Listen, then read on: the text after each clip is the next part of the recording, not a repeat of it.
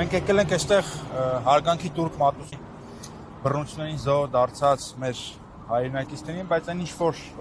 ինչի մասին որ խոսեց պարոն Մանուկյանը, ստալինիզմի վառօրինակ է, երբ որ Նիկոլ Փաշինյանը պոպուլիզմի ջելնելով խտրականության է ենթարկում արցախյան բարբառը, ինչպես այլախոհներից մեկն է ժամանակին ասել, Ստալինը չի մահացել, այլ տարալուսվել է մեր ապագայում, եւ հիմա ԿՊԱ-ականներին որին ջնջես լոտոյի պես, տակից մի փոքրիկ ստալինիստ դուրս կգա, իրանք հոգով ստալինիստ են, ատում են այլախոհությունը, ատում են իրենց պես չմտածողներին, ինչպես ստալինիստներն էին, մարդկանց գնդակահարում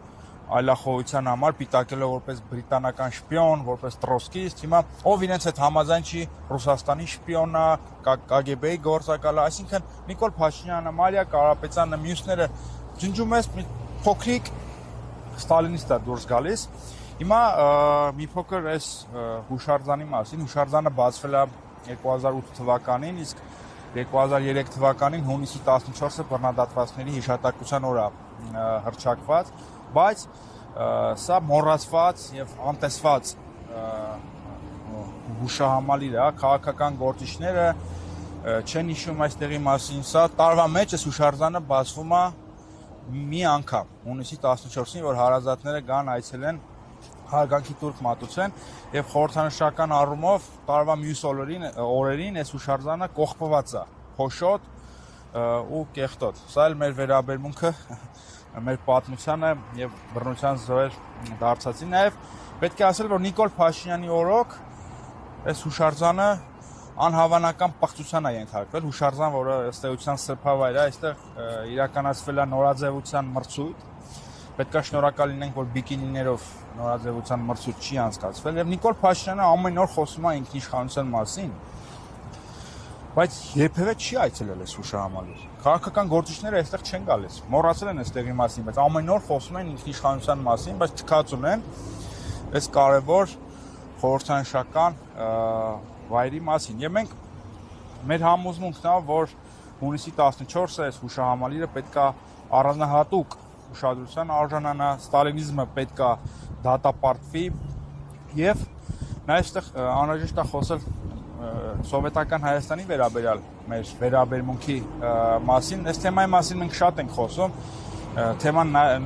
նորից Նիկոլ Փաշինյանն է բացում։ Սովետական Հայաստանի նկատմամբ վերաբերմունքը պետք է լինի երկակի, մի կողմից պետք է ֆիքսել, որ ճիշտ է դա անկախ հայկական պետություն չէր, բայց այնուամենայնիվ դարձել էր հոգևոր հայրենիք, ազգային էր, այնտեղ կառուցվում էր մատնադարան, Ծիծեռնակաբերդի հուշահամալիր, այնտեղ տոնվում էր Սասնածռը էպոսի հազարամյակը, այնտեղ կար հայագիտություն, այսինքն ողնուծուծով ազգային էր։ Բայց նաև մյուս կողմից էլ պետք է ընդգծենք, որ այն ողողված էր այրունով։ Գիտենք, որ ստալինյան ռեպրեսիաներին զոհ են դարձել տասնյակ հազարավոր քաղաքացիներ, գնդակահարվել են, աքսորվել են, պայթեցվել են եկեղեցիներ, 900-ից ավել եկեղեցի է փակվել, 90-ից ավել հոգևորականներ են սպանվել։ Մի խոսքով, այս թվերը ահռելի են եւ դա մենք չենք կարող ջնջել մեր պատմությունից եւ այս վերաբերմունքը պետք է լինի երկակի, նախ պետք է ֆիքսենք, որ սովետական Հայաստանը հոգևոր հայրենիք էր, որի հիմքի վրա ձևավորվեց երրորդ հանրապետությունը, նաեւ չպետք է մոռանանք արյունը, որով ողողված էր սովետական Հայաստանը եւ ընդհանրապես ընդհանուր առմամբ սովետական միությունը։ Մեր այստեղ գալը նաեւ մեկ այլ խորհրդանշական իմաստունի, մեր համոզմամբ Նիկոլ Փաշինյանի քաղաքականությունը տանում է նրան, որ Հայաստանը զրկվի իր ինքնիշխանությունից, անկախության գաղափարը ընդհանրապես բովանդակազրկվում է եւ իմ կանխատեսումն այն է, եթե մենք սենց շարունակենք, Հայաստանը դառնալու է թուրքական եւ ռուսական բաժանվելու է թուրքական եւ ռուսական ազդեցության գոտիների։ Այս ամենի չետեղ է մեզ տանելու։ Իսկ մեր առաջնային գաղափարը ո՞րն է։ Պահպանել երրորդ հանրապետությունը, պահպանել ինքնիշխանությունը,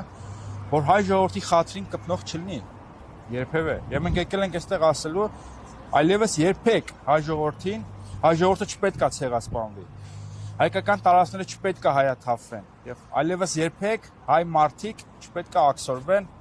էթնիկ զտման ենթարկվեն, աքսորվեն, Ալթայ կամ չգիտեմ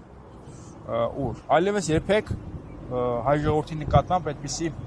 քայլեր, այդպիսի բռնություններ չպետք է իրականացվեն, մենք հիշում ենք, իսկ դրա համար անհրաժեշտ է, որ Նիկոլ Փաշինյանը հեռացվի իշխանությունից եւ երրորդ հանրապետությունը պահպանի իր բովանդակությունը, պահպանի իր ինքնիշխանությունը եւ ընդհանուր առմամբ իր բովանդակությունը սիմվոլներով հանդերձ։ Սրա մասին եմ ուզում խոսել։